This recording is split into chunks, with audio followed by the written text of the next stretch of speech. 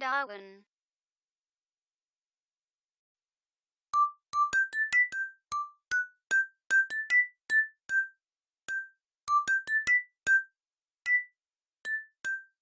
Darwin. Dans ce screencast consacré à Windows 7 Administration, nous allons vous parler du Windows Troubleshooting Platform. Cette application, en français, est la résolution des problèmes qui se trouve dans le panneau de configuration, qui contient plusieurs programmes destinés à corriger les problèmes courants de votre ordinateur, notamment ceux qui concernent le réseau, le matériel et les périphériques, l'utilisation du web et la compatibilité des programmes. Même si les utilitaires de résolution des problèmes n'ont pas pour vocation de corriger chaque problème, ils sont pratiques à utiliser en premier lieu car ils peuvent vous permettre de gagner du temps et de l'énergie.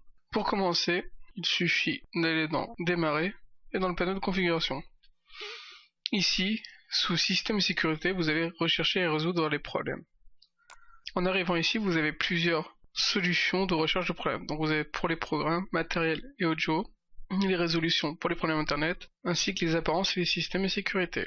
Lorsque vous exécutez un utilitaire de résolution de problèmes, par exemple ici pour le programme, l'utilitaire de résolution des problèmes peut vous poser des questions ou réinitialiser des paramètres courants au cours du processus de résolution. S'il parvient à corriger le problème, vous pouvez le fermer. S'il n'y parvient pas, vous pouvez afficher plusieurs options qui vous amènent en ligne afin de trouver une réponse. On va tester dans notre cas. Si on fait suivant, ici, il nous demande si on sait quel utilitaire pose problème. Si on met non répertorié, on peut aller chercher le programme qui nous pose problème. Dans notre cas, nous allons effectuer un test en désactivant le périphérique audio. Par exemple, si nous désactivons le périphérique audio, nous ne pouvons plus lire les fichiers musicaux. Un test. Voilà, ici, lecteur Windows Media nous dit qu'il ne peut pas lire le fichier parce que le périphérique audio pose problème. Pour cela, vous avez deux solutions. Soit vous passez directement donc par le panneau de configuration et ici dans matériel et audio, dans résoudre les problèmes liés aux lectures audio, soit vous pouvez en faisant un clic droit sur l'icône son, cliquer sur résoudre les problèmes de son.